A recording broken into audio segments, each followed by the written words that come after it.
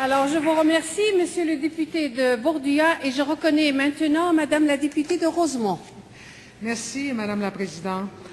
La francophonie est utile et pertinente dans un monde de plus en plus où l'on se regroupe en fonction des grandes aires linguistiques.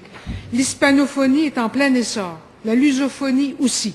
Le Québec, conscient de sa fragilité linguistique, a besoin de cet espace de solidarité pour fixer son destin de terre française en Amérique.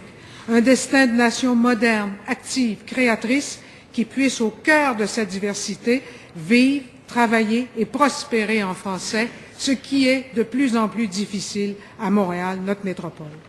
Le Québec et la francophonie ont une relation d'apport et de bénéfices mutuels. Une francophonie internationale forte et bien ancrée devient un atout de premier plan pour le Québec et les défenseurs du français. Et réciproquement, le fait français en Amérique renforce la francophonie internationale puisqu'il solidifie un de ses piliers.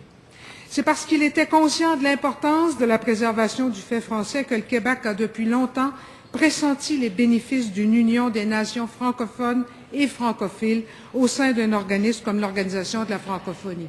Oui, nous sommes gouvernement participant et oui, nous souhaiterions être un vrai pays, un pays qui pourrait adhérer à toutes les organisations internationales. Mais c'est la seule organisation internationale multilatérale dont nous sommes membres.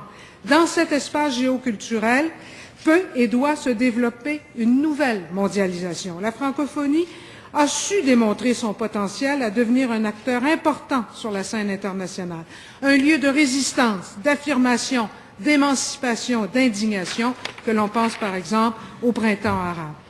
La francophonie a su démontrer sa pertinence, mais elle doit continuer à travailler sans relâche parce que le français recule à une grande vitesse dans les organisations internationales.